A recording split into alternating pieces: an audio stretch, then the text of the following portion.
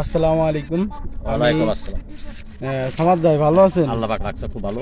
তা আমি যে আপনার এই বাগানে এত সুন্দর বাগান, আপনার হচ্ছে হলো এই পেয়ারা বাগানে কি ধরনের সমস্যা হয়?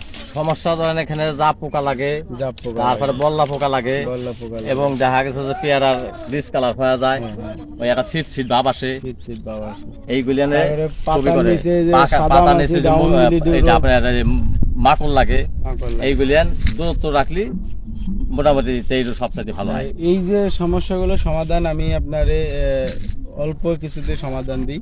এই যে যে কোনো ধরনের পচন, তারপরে পিয়ারায় দাগ, তারপরে ডাউন মিলিডিউ রোগ, এই রোগ দমনের জন্য আপনি একটা ওষুধ ব্যবহার করতে পারেন, সেটা হচ্ছিল ডাইথেনিয়াম 540।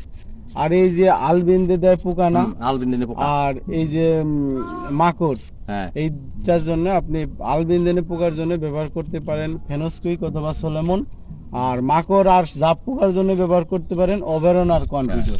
যেমন এই যে ডুকাটা, এই ডুকাটা ধরেন আপনার পোকা আছে, এই ডুকাটা পোকা আছে, তাই কারণে গাড় ভাঙি পড়ছে। গাড় ভেঙে পড়ছে, এটা আপনার জাপ পোকা মাকড় এটা হ্যাঁ। আক্রমণ করছে, যার কারণে এগুলো যেমন এই যে ডুকাটা, এই ডুকাটাও ধরেন একটা জাপ পোকার মতন আছে, এই যে কালা, এখানে থাকবে এটা হলো শীষ সাদা। এটা আপনি হ্যাঁ। দমন করার জন্য আপনি ব্যবহার করবেন ডাইথেনিয়াম আর হচ্ছে হলো কনফিডর মোভেন্ট। যেমন এই যে ডুকাটা, এই ডুকাটা আপনার থাকবে হলো চকচকেনে, এই ডুকাটা চকচকেনে আছে, এরকমই থাকবে ডুকা। ঠিক আছে।